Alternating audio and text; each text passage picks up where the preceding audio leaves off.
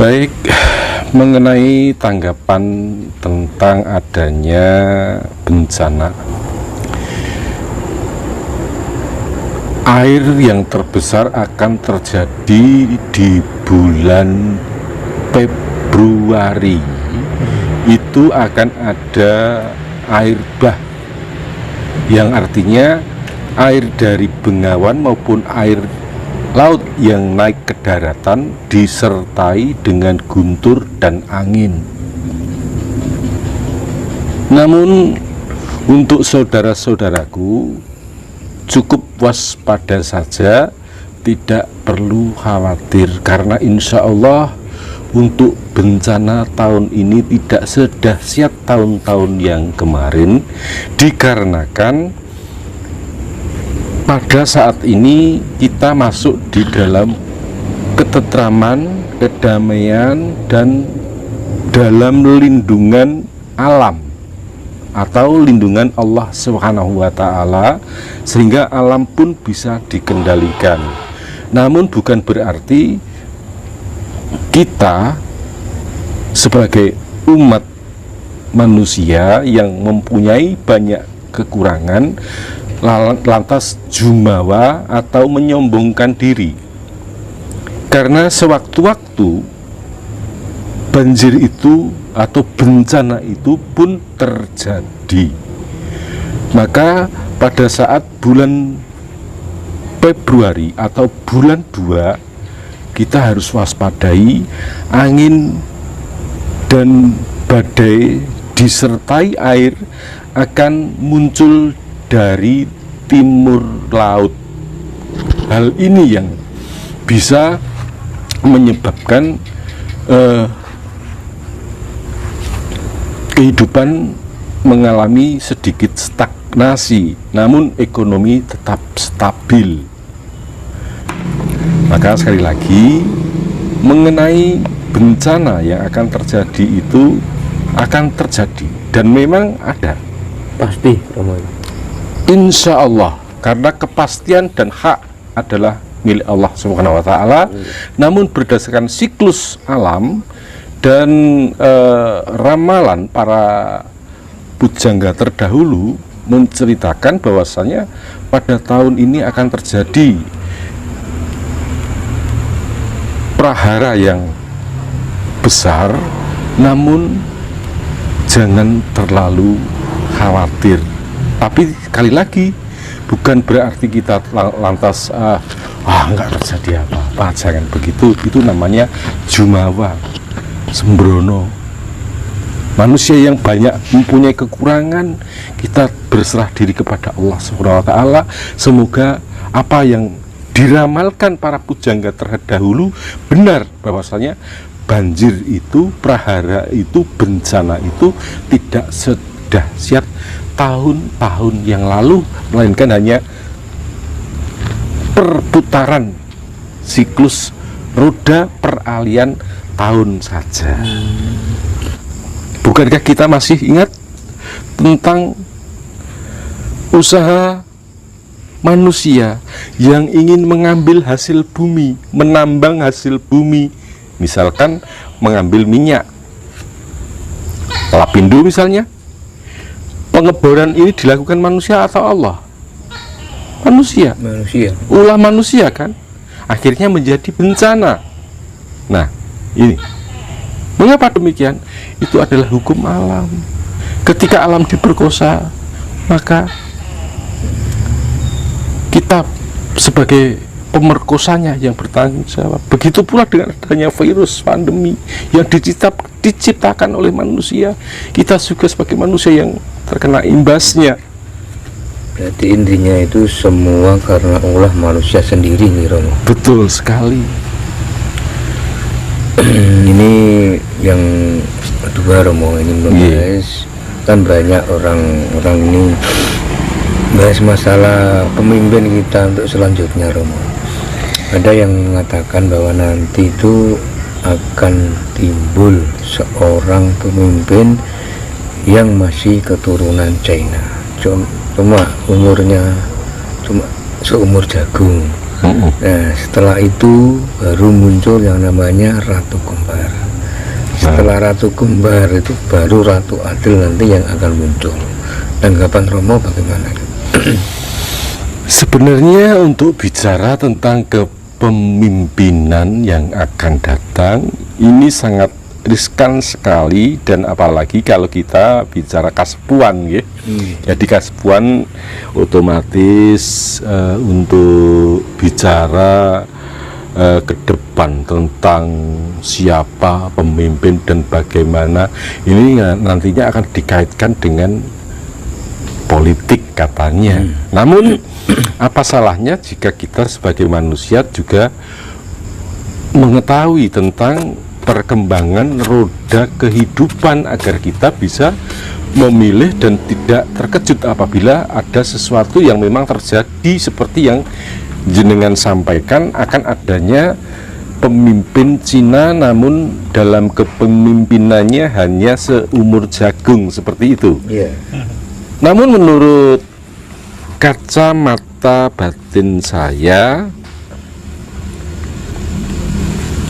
meramalkan, tapi sekali lagi ini hanya ramalan, bahwa sesungguhnya benar dan tidaknya itu adalah kehendak Allah Subhanahu wa Ta'ala.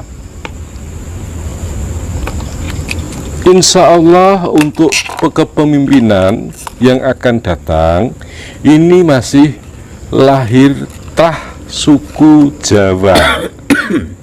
Ngaten, masih trah suku Jawa yang artinya keturunan Jawa. Namun dalam pemilihan nanti memang akan lebih ramai ketimbang pemilihan pada 10 tahun yang lalu. Akan lebih ramai pada pemilihan di 10 tahun yang lalu.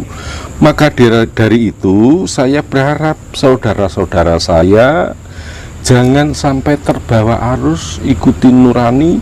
Jika memang itu pantas sebagai penjenengan rasakan pantas untuk dijadikan pemimpin, ya silahkan penjenengan pilih dengan nurani. Jangan sampai penjenengan menjadi orang-orang bayaran, dan ingat, jangan sampai jenengan terperangkap oleh jaring-jaring orang-orang yang mempunyai ambisi dan kepentingan sesaat yang akhirnya memecah belah persaudaraan kita. Karena apa? Pemilihan itu hanya sementara, namun persaudaraan kita selamanya. Saya katakan sementara, oke lah, pemilihan yang jadi itu 10 tahun atau 5 tahun, tapi persaudaraan kita seumur hidup. Jangan sampai nanti penjenengan terpecah belah hanya karena beda pilihan. Monggo silahkan berbeda pilihan, karena perbedaan itu sesungguhnya adalah indah. Tanpa perbedaan kehidupan tidak akan ramai. Tanpa perbedaan kita tidak akan mendengar bagaimana warna dunia. Namun dengan perbedaan itu kita bisa terpecah oleh keadaan. Maka sekali lagi saya sampaikan, dari penglihatan mata batin saya masih optimis bahwasanya besok pemimpin itu keturunan Jawa. Jawa Timur, Jawa Tengah, apa Jawa Barat, Bro? Yang jelas keturunannya masih ada di Jawa Timur. Ini trah Jawa Timur. Trah Jawa Timur. Mungkin masih ada kerandah dari Singasari, daerah Singasari, bukan Majapahit lagi. Singasari berarti. Singasari atau Kediri.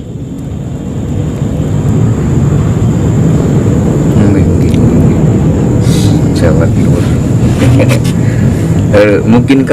Mungkinkah nggak Romo seperti Indonesia, kalau kita melihat situasi dan kondisi ekonomi yang seperti ini, Indonesia kembali ke tatanan zaman kerajaan kayak dulu lagi?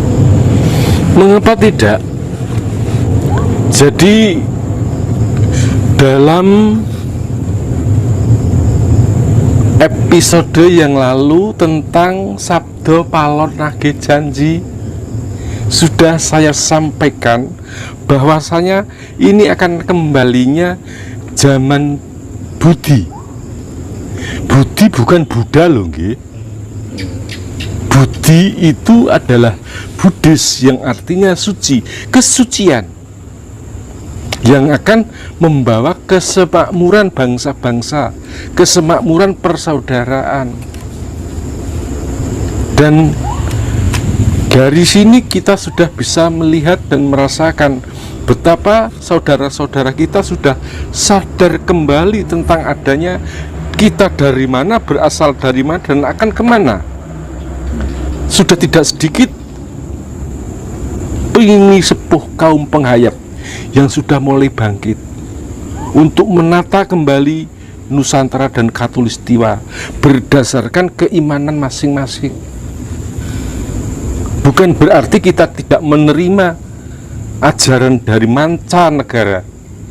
Kita menerima ajaran dari mancanegara sebagai sinergi, sebagai keseimbangan, bukan untuk dimungsuhi, tapi untuk menyempurnakan ajaran. Nah, inilah yang akhirnya membawa kecemerlangan bangsa serta budaya kita. Kita sekarang sudah bisa menikmati bagaimana tataran kehidupan yang tidak seperti pada saat kemarin. Meskipun 2 tahun kita tertekan dengan keadaan, toh nyatanya ekonomi masih tetap mapan, gitu kan?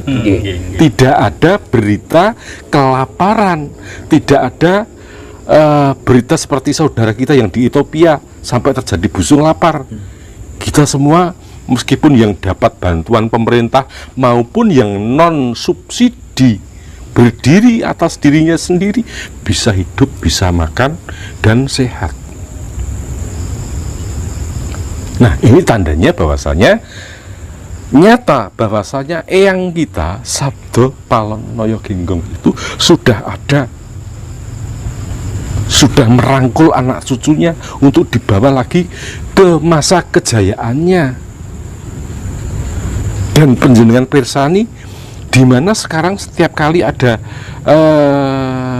upacara tanam, upacara panenan, itu sudah tidak seperti dulu.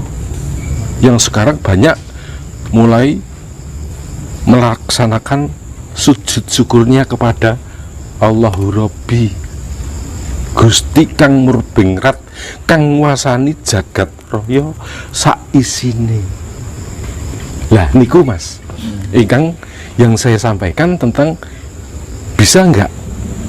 Maka jawaban saya bisa.